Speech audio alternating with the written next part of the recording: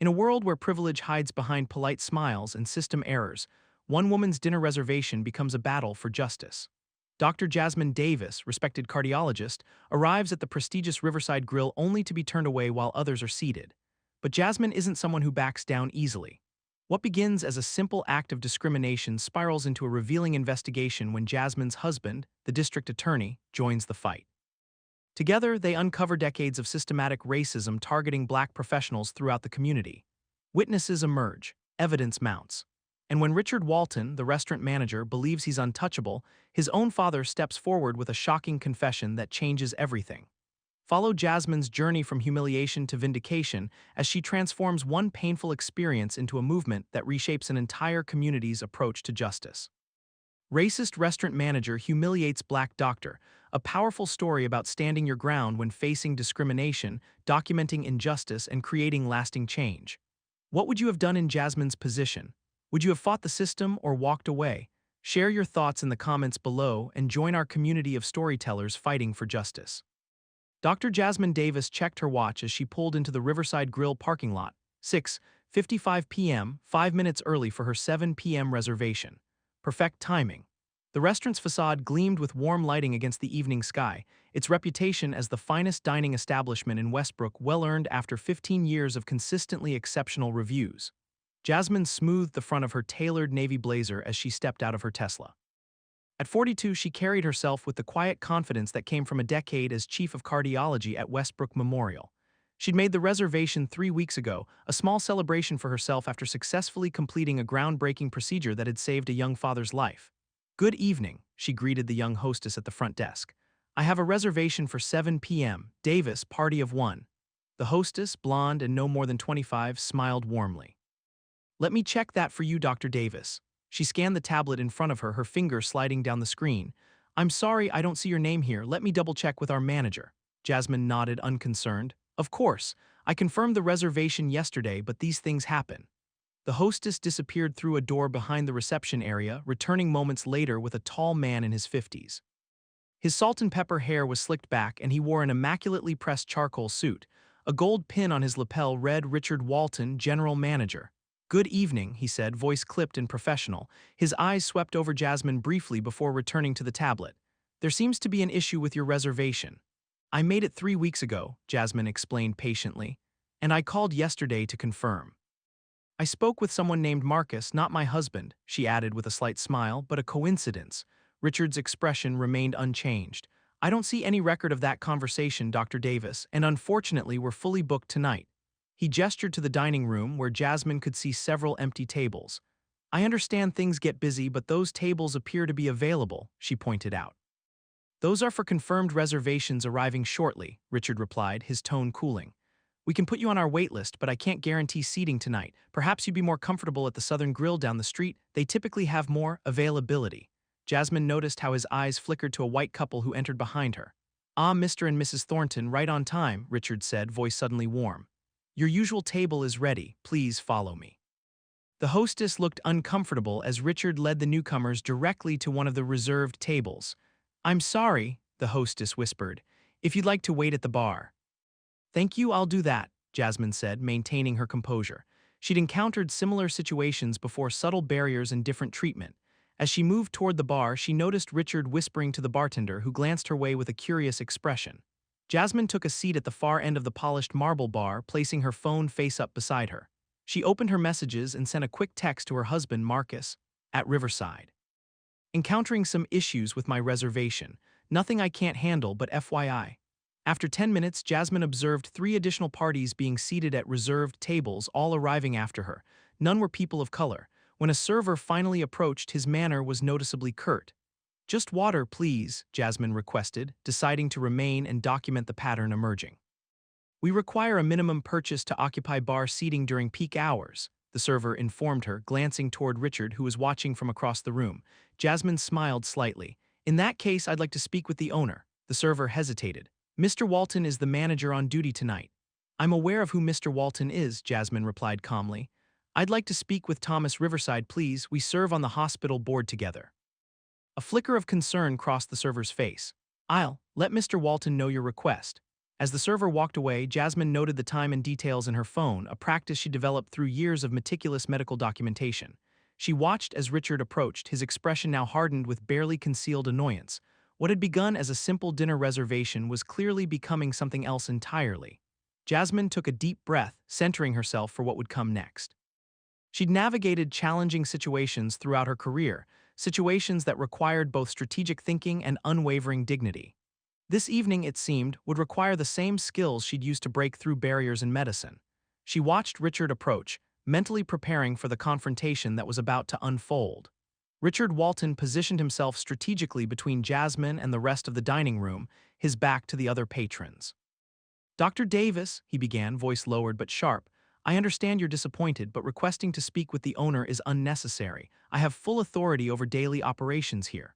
Jasmine maintained eye contact, her voice measured. "Mr. Walton, I've observed 7 parties seated since my arrival, all with tables that were supposedly reserved. I confirmed my reservation twice, once when booking and again yesterday. Our reservation system occasionally experiences glitches," Richard replied, emphasizing the last word with thinly veiled condescension. "As I suggested, the Southern Grill might be more suitable for your dining preferences tonight." "My preference was to dine here where I made a confirmed reservation," Jasmine countered, noting how his right hand twitched slightly, a tell she'd observed in anxious patience before delivering difficult news. A well-dressed couple seated nearby glanced over, the woman frowning as she picked up fragments of the conversation. Jasmine recognized her as Sarah Parker, a prominent attorney she'd met at a charity gala last month. Richard leaned closer. "Dr. Davis, I'm trying to be accommodating, but you're creating a disturbance. We have a certain atmosphere we maintain for our regular clientele." "And what atmosphere is that exactly?" Jasmine asked, her tone still professional but firmer now. Richard's jaw tightened. "An exclusive one. Our guests expect a particular experience when dining here." "An experience that doesn't include professionals who look like me?" Jasmine asked directly. The question hung in the air between them, Richard's face flushed. "I never said anything about." "You didn't have to," Jasmine interrupted, reaching for her phone. "Your actions have communicated quite clearly. I'd like the contact information for your corporate office, please." Richard's demeanor abruptly shifted from condescending to hostile. "That won't be necessary. In fact, I think it's best if you leave now." Jasmine remained seated. "On what grounds?" "We reserve the right to refuse service to anyone who disrupts our business," he stated loudly enough for nearby tables to hear. "If you don't leave voluntarily, I'll have security escort you out." The restaurant grew quieter as diners began noticing the confrontation. Sarah Parker set down her fork, openly watching now. "Mr. Walton," Jasmine said clearly, "I've been nothing but professional. I've simply requested the table I reserved and asked legitimate questions about why I've been denied service while others have been accommodated." Richard reached for Jasmine's water glass. "This table is needed for paying customers." "I won't ask again." As he removed her water, several patrons gasped. Sarah Parker stood up. "Excuse me," she called out. "Is there a problem here?" Richard turned, forced smile in place. "No problem, Mrs. Parker, just a misunderstanding with someone who doesn't have a reservation." "That's not accurate," Jasmine stated, standing now, "and I believe Mr. Walton knows it." Richard's face darkened. He spoke into his lapel microphone. "Security to the bar, please." Jasmine remained composed as she gathered her purse. "I'll leave, Mr. Walton, but understand this isn't over." A broad-shouldered man in a dark suit appeared. "Everything okay, Mr. Walton? Please escort this woman out," Richard instructed. "She's refusing to leave after being denied service." "I'm leaving voluntarily," Jasmine corrected, addressing the security guard directly. "But I'd like your name as a witness to what's transpired here." The guard looked uncomfortable. "Ma'am, I just need you to exit the premises." Jasmine nodded. "I understand, you're doing your job." She turned to Richard. "Mr. Walton, I want you to know that I will be documenting tonight's events in detail." Richard smirked. "Document whatever you want, your word against mine." Jasmine looked around the now silent restaurant. "I don't think it's just my word anymore." Security guided her toward the door. Sarah Parker approached. "Dr. Davis, I'm Sarah Parker. I'd like to speak with you outside, if I may." Richard stepped between them. "Mrs. Parker, please return to your table. This doesn't concern you." Sarah raised an eyebrow. "Actually, as a witness to potential discrimination, it very much concerns me." She turned to Jasmine. "I'll meet you in the parking lot." Richard's face paled slightly as he realized the situation was expanding beyond his control. "Mrs. Parker, your dinner companion." "My husband understands completely," Sarah replied curtly. "In fact, he's already asking for our check." As Jasmine walked through the restaurant toward the exit, she held her head high, aware of the many eyes following her. What Richard had intended as humiliation was transforming into something else entirely, the beginning of accountability. Outside in the cool evening air, Jasmine took a deep breath and reached for her phone. It was time to call Marcus. Jasmine stood in the parking lot of Riverside Grill, methodically documenting the events while they remained fresh in her memory. She opened a note-taking app on her phone and began recording key details. Incident documentation, Riverside Grill. Date, April 17, 2025. Time, 6:55 p.m. to 7:38 p.m. Timeline, 6:55 p.m. Arrived for 7 p.m. reservation confirmation RG 78532. 6:57 p.m. Hostess unable to locate reservation. 7 p.m. Manager Richard Walton claimed no record of reservation. 7:02 p.m. Walton seated Thornton party at reserved table. 7:05 to 7:15 p.m.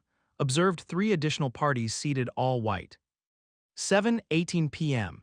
Server claimed minimum purchase requirement for bar seating. 7:20 p.m. Requested to speak with owner Thomas Riverside. 7:22 p.m. Confrontation with Richard Walton escalated.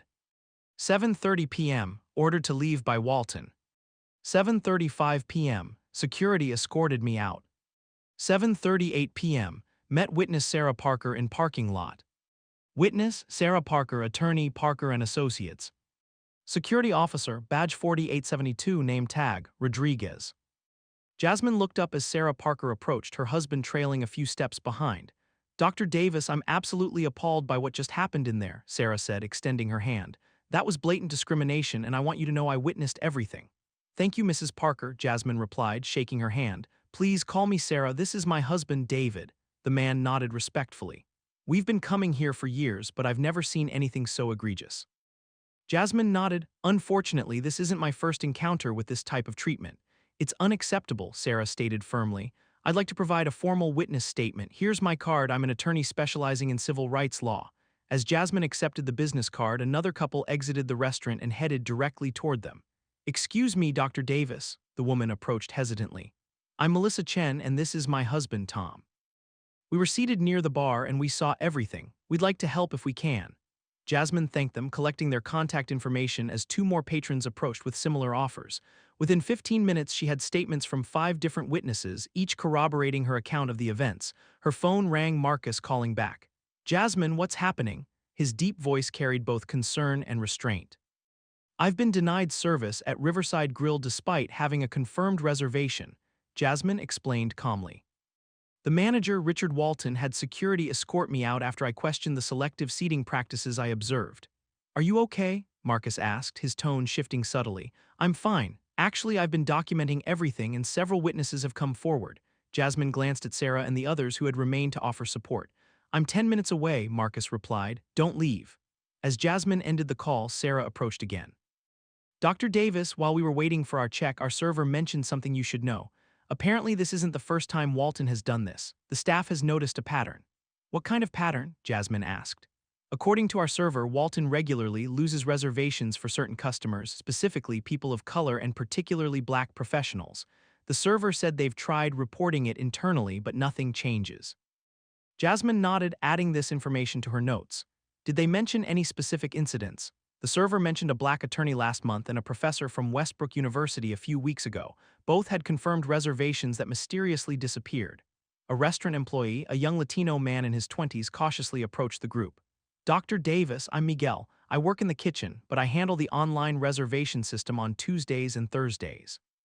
Jasmine turned to him. Hello, Miguel. I shouldn't be out here, but I wanted you to know your reservation was in the system. I processed it myself 3 weeks ago. It was still there yesterday when the confirmation calls went out. Do you know what happened to it? Jasmine asked. Miguel looked nervously toward the restaurant. Mr. Walton has access to modify the reservation system. Sometimes reservations disappear before certain guests arrive. How often does this happen? Often enough that some of us have noticed the pattern, Miguel replied. But we need our jobs, so most people stay quiet. Jasmine nodded, understanding. Thank you for coming forward, Miguel. Would you be willing to provide a statement if necessary? Miguel hesitated. I can't lose my job, but... He pulled out his phone and quickly typed something. I took screenshots of the reservation system last night during my shift. Your name was definitely there. I started documenting these incidents because they didn't feel right. That was very brave and ethical of you, Miguel, Jasmine said. I believe in fairness, he replied simply. I need to get back before I'm missed, but I'll email these to you. He quickly took down Jasmine's email address. As Miguel hurried back to the restaurant, Jasmine spotted a large black SUV pulling into the parking lot. Marcus had arrived. Sarah Parker noticed her expression. Is that your husband? Jasmine nodded. Marcus Davis, the new district attorney for Westbrook County. Sarah raised an eyebrow. Oh, Richard Walton is about to have a very uncomfortable evening. Jasmine watched as Marcus parked and stepped out of the vehicle, his 6'3" frame and confident stride immediately drawing attention. In his tailored suit, he looked every bit the powerful legal figure he was, though Jasmine knew the gentle heart beneath that imposing exterior. This isn't how I plan to spend my evening, Jasmine said quietly, but perhaps it's exactly where I need to be. Marcus Davis stepped out of his SUV, his movements precise and deliberate. At 45, he carried the gravitas of his position as district attorney without ostentation. His charcoal suit and burgundy tie, the same one Jasmine had given him when he took his oath of office 3 months ago, conveyed authority without pretension. Jasmine met him halfway across the parking lot, noting the controlled tension in his shoulders. She recognized the look in his eyes, the same focused intensity he brought to every injustice that crossed his desk. I've documented everything, she said quietly as he approached. 7 witnesses so far, including an attorney and a restaurant employee with evidence of pattern behavior. Marcus nodded once, absorbing the information. Well done. His gaze swept over the small gathering of witnesses, then fixed on the restaurant entrance. Brief me on the manager. Richard Walton, late 50s. General manager. Been with Riverside Grill for at least 3 years according to Miguel. The employee who confirmed my reservation was deliberately removed. Documented discrimination, Marcus stated rather than asked. According to staff accounts, yes, systematic targeting of minority professionals, particularly black patrons. Marcus's jaw tightened momentarily, the only visible sign of his anger. Introduce me to your witnesses. Jasmine guided him to Sarah Parker first. Marcus, this is Sarah Parker, civil rights attorney. She witnessed the entire confrontation and offered to provide a formal statement. Marcus shook her hand. Mrs. Parker, thank you for your integrity. It's my pleasure, Mr. District Attorney, Sarah replied. What happened tonight was textbook discrimination, poorly disguised as reservation issues. And documented? Marcus asked. Sarah nodded. I began recording audio on my phone when Mr. Walton became aggressive. I expected it might be needed. After speaking briefly with each witness and collecting their contact information, Marcus turned to Jasmine. I'd like to speak with Mr. Walton. Marcus, Jasmine cautioned, this is my fight. It's our fight, he corrected gently, but I understand, I'll follow your lead. Together, they walked toward the restaurant entrance. The young hostess visibly paled when she saw Jasmine returning with Marcus. Good evening, Marcus said, his voice pleasant but authoritative. We're here to speak with Mr. Richard Walton. I'll get him, the hostess stammered, disappearing into the restaurant. Less than a minute later, Richard Walton emerged, his confident demeanor faltering slightly as he recognized Marcus. Sir, I'm afraid we had to ask your wife to leave earlier due to a disturbance. District Attorney Marcus Davis, Marcus interrupted, extending his business card. I understand there was an issue with my wife's reservation this evening. Richard's face paled as he read the card. There appears to have been a misunderstanding. That's what we're here to clarify, Marcus replied evenly. Dr. Davis had a confirmed reservation that mysteriously disappeared. Several witnesses observed preferential seating practices. A staff member has provided evidence that her reservation was deliberately removed from your system. Richard swallowed hard. These are serious allegations that I can assure you are supported by documentation, Jasmine interjected calmly, including reservation confirmation records, witness statements, and comparative data on seating patterns observed tonight. Perhaps we should discuss this in my office, Richard suggested, glancing nervously at nearby diners who were beginning to notice the conversation. I believe transparency is important in addressing discriminatory practices, Marcus stated. But we can move this discussion to a more appropriate venue if you prefer. The district attorney's office, perhaps, tomorrow morning at 9 a.m., a server approached cautiously. Mr. Walton, Thomas Riverside is on the phone. He's asking to speak with you immediately. Richard's expression tightened. Tell him I'll call back. Actually, the server continued, he specifically asked to speak with whoever is at the front desk right now. He said it's urgent. Marcus nodded toward the phone. You should take that call, Mr. Walton. Richard reluctantly took the receiver, turning slightly away. Thomas, I can explain. He fell silent, listening. Yes, they're here now. I understand, of course. He turned back, visibly shaken. Mr. Riverside would like to speak with you, Mr. Davis. Marcus accepted the phone. Thomas Marcus Davis. Yes, Jasmine is with me, I see. Yes, that would be acceptable. 9 a.m. tomorrow at your office. We appreciate your prompt attention to this matter. He handed the phone back to Richard, whose complexion had gone from pale to ashen. "Mr. Riverside would like you to return to your office immediately, Mr. Walton. Apparently he's reviewing security footage from this evening." Richard nodded stiffly and retreated inside without another word. A young woman in a server's uniform approached them. "Dr. Davis, I'm Lisa. I've worked here for 2 years, and what happened to you tonight has happened to others. Many of us have wanted to say something, but we were afraid." "I understand," Jasmine replied. "If you're pursuing this, and I hope you are, I'd like to provide information about other incidents I've witnessed." As Lisa spoke, 3 other staff members gradually gathered nearby, each with similar stories of Richard's discriminatory practices. What had begun as a simple dinner reservation was quickly evolving into a case that could potentially impact the entire community. Marcus observed the growing number of employees willing to come forward. "This is bigger than one incident," he noted quietly to Jasmine. "It always is," she replied. "One incident is merely the visible portion of a much larger pattern." Thomas Riverside's assistant appeared at the entrance. "Dr. Davis, Mr. Davis, Mr. Riverside extends his sincere apologies for tonight's events. He's asked me to offer you our private dining room this evening, complimentary of course." Jasmine and Marcus exchanged a glance. "Please thank Mr. Riverside," Jasmine replied, "but we'll need to decline. This isn't about a free dinner. It's about addressing a systemic issue that has affected many patrons." "Of course," the assistant nodded. "Mr. Riverside has also asked me to assure you that he's taking this matter extremely seriously. He's requested a meeting with both of you tomorrow morning to discuss appropriate actions." "We'll be there," Marcus confirmed. As they turned to leave, Jasmine noticed Miguel watching from the kitchen doorway. He gave her a subtle nod of gratitude and respect. In the parking lot, Jasmine looked back at the restaurant, its warm lighting now seeming less welcoming than before. "This wasn't how I planned to spend my evening." "No," Marcus agreed, placing a hand gently on her shoulder. "But sometimes the battles that find us are the ones that need fighting the most." Jasmine and Marcus spent the next 3 days methodically building their case against Richard Walton and the systematic discrimination at Riverside Grill. They converted Jasmine's home office into an investigation hub, with Marcus applying the same rigorous approach he used in his highest-profile cases. Jasmine created a digital timeline on her tablet, annotating it with witness statements and evidence.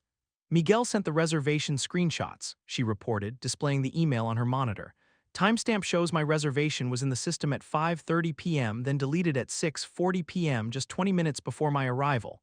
Marcus nodded, reviewing the documentation. "The deletion timestamp matches Walton's shift schedule. Excellent evidence of deliberate action rather than system error." By Wednesday morning, they had compiled statements from 12 Riverside Grill patrons who had experienced similar treatment over the past 6 months. 9 were Black professionals, 2 were Latino physicians, and 1 was an Asian American university dean. The pattern was undeniable.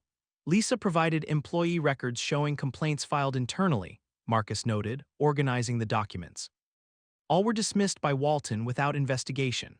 Jasmine added another file to their shared folder.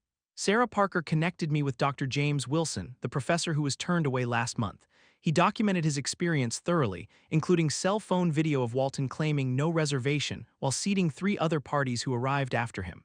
Their meeting with Thomas Riverside had been productive but concerning.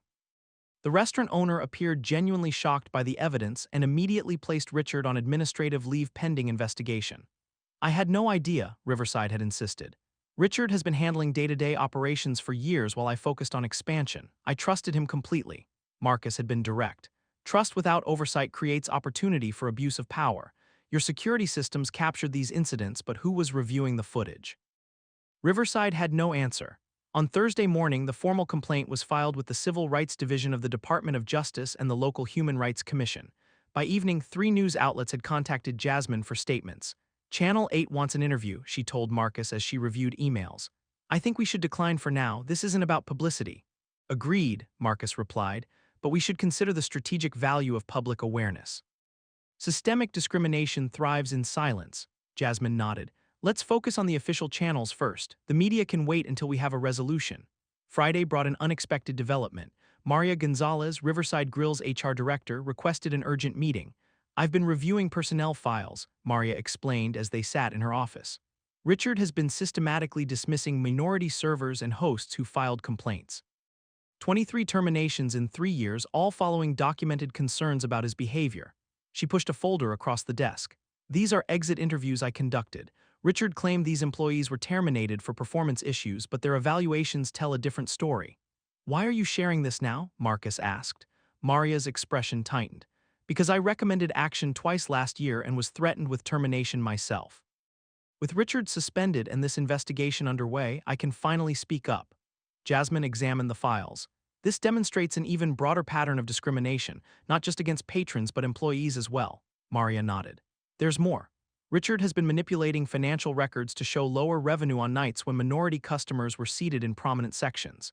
He used this fabricated data to justify new seating policies that effectively segregated the dining room."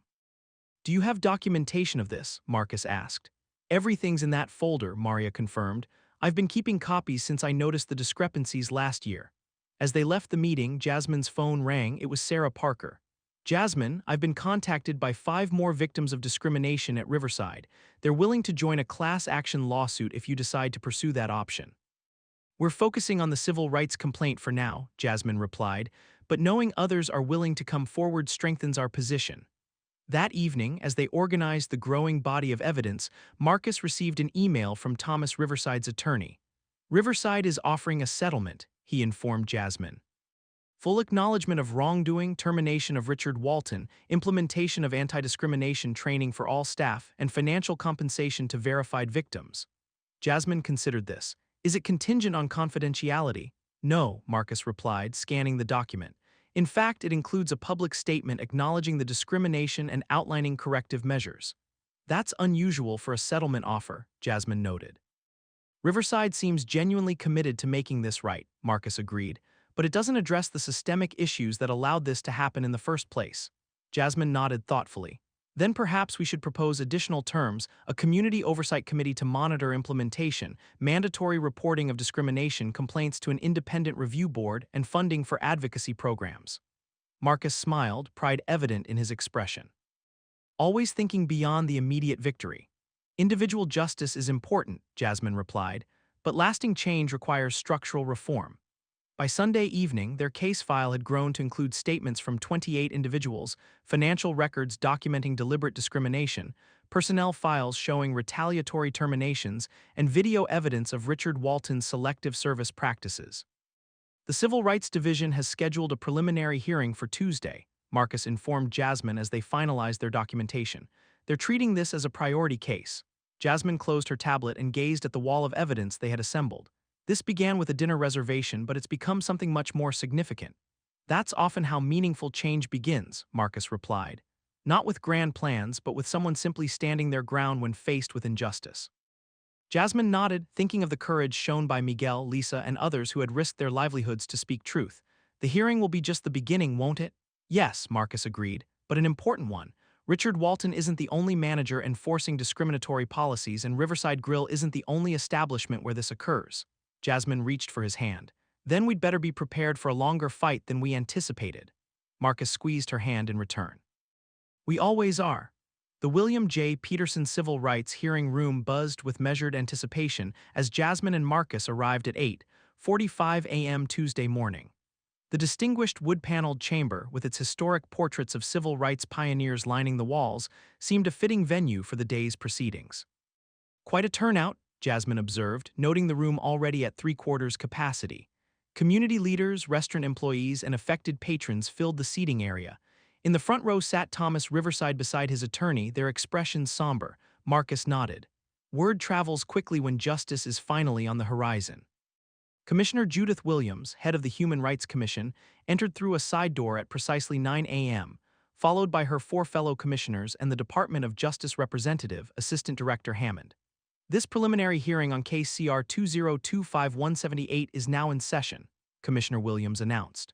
"We're addressing allegations of systematic discrimination at Riverside Grill under the management of Richard Walton." Richard sat at the respondents' table, flanked by 2 attorneys. His previously commanding presence had diminished considerably, shoulders hunched, complexion pallid, eyes darting nervously around the room. "Before we begin," Williams continued, "I want to clarify that this is an investigative hearing, not a trial. Our purpose is to determine if sufficient evidence exists to proceed with formal charges under Title II of the Civil Rights Act." Assistant Director Hammond addressed the assembly. "The Department of Justice takes these allegations extremely seriously. Discrimination in public accommodations undermines the fundamental principles of equality our nation strives to uphold." Jasmine presented their evidence first, methodically walking the commissioners through the documented pattern of discrimination. On April 17th at 6:55 p.m., I arrived at Riverside Grill for a confirmed reservation, she began, her voice clear and measured. What followed was not an isolated incident, but part of a systematic pattern targeting minority patrons. Using the digital presentation Marcus had prepared, Jasmine demonstrated how Richard had selectively enforced policies, manipulated the reservation system, and created artificial barriers for minority customers. The evidence timeline extended back 3 years, encompassing dozens of similar incidents. The documentation before you includes statements from 28 individuals who experienced comparable treatment, Jasmine explained. Note the consistent pattern: reservation errors, extended wait times despite available seating, and selective application of restaurant policies. Miguel testified next, his voice initially trembling but growing steadier as he described the reservation manipulation he had witnessed. Mr. Walton would review the daily reservation list each afternoon, Miguel explained. He would flag certain names, usually those that suggested the customer might be a minority, and later delete them from the system claiming computer errors when those customers arrived. Sarah Parker presented her legal analysis. This case demonstrates textbook discriminatory practices in public accommodations, she stated. The pattern is consistent, documented, and undeniable. When Maria Gonzalez took the stand, the hearing room fell completely silent. Her testimony on the financial manipulation and retaliatory firings drew audible gasps from the commissioners. Mr. Walton systematically terminated employees who questioned his practices, Maria explained, displaying the personnel records. Additionally, he manipulated financial data to justify seating policies that effectively segregated the dining room, placing minority patrons in less visible sections. Richard's attorneys attempted to portray the incidents as isolated misunderstandings rather than deliberate discrimination. My client has served thousands of patrons of all backgrounds without incident, his lead attorney argued. These allegations represent a statistically insignificant number of service issues common in the restaurant industry. Jasmine countered methodically. Statistical significance emerges not from the total number of interactions, but from the consistent pattern among a specific demographic. 100% of documented reservation errors in our evidence affected minority patrons. The turning point came when Commissioner Williams asked Richard directly about the reservation deletions. Mr. Walton, can you explain why Dr. Davis's reservation disappeared from the system 20 minutes before her arrival? Richard shifted uncomfortably. As I've stated, our system experiences occasional glitches. Yet these glitches affected only certain customers, Williams pressed. How do you explain that pattern? I cannot speculate on technical issues, Richard replied evasively. Let's be more specific, Williams continued. We have documentation showing you personally accessed the reservation system at 6:40 p.m. on April 17th, exactly when Dr. Davis's reservation was deleted. Can you explain this coincidence? Richard's composure finally cracked. The restaurant has a reputation to maintain, he snapped. Certain clientele expect a particular atmosphere. I was simply ensuring our core customers' expectations were met. A murmur rippled through the hearing room. And what atmosphere were you maintaining, Mr. Walton? Williams asked pointedly. An exclusive one, Richard replied, unknowingly echoing his words to Jasmine that evening. Riverside's reputation was built on exclusivity. Exclusivity based on what criteria? Williams pressed. Richard fell silent, apparently realizing the implications of his statement. His attorney quickly intervened. My client misspoke. He was referring to maintaining the restaurant's high standards of service, not excluding any particular group. That's not accurate, came a new voice from the back of the room. All heads turned to see an elderly man in an impeccable suit walking slowly toward the front. Gerald Walton, the man announced. Richard's father and former manager of Riverside Grill before my retirement 3 years ago. Richard's face drained of color. Father, this isn't the place. It's exactly the place, Gerald interrupted firmly. I've been watching these proceedings with growing distress. When I handed management to my son, I believed he shared my values of hospitality and fairness. Clearly, I was wrong. Gerald turned to face the commissioners directly. Richard did not invent these discriminatory practices. He learned them from me. The room fell completely silent. For 30 years, I maintained what I called traditional clientele at Riverside, Gerald continued. When Thomas Riverside purchased the restaurant 5 years ago with plans to create a more inclusive establishment, I outwardly agreed while privately undermining his efforts. I trained Richard to continue these practices discreetly after my retirement. Richard stared at his father in disbelief. Why are you doing this? Gerald met his son's gaze. Because watching you repeat my mistakes has forced me to confront the harm I've caused. I cannot remain silent while you defend practices that were wrong when I implemented them and remain wrong today. Turning back to the commissioners, Gerald concluded, I am prepared to provide a complete statement detailing the systematic discrimination I implemented and taught to my son. What you've heard today is not isolated, not accidental, and not excusable. Commissioner Williams studied Gerald thoughtfully. Mr. Walton, we appreciate your candor, though it doesn't diminish the seriousness of these allegations. We'll need your formal statement.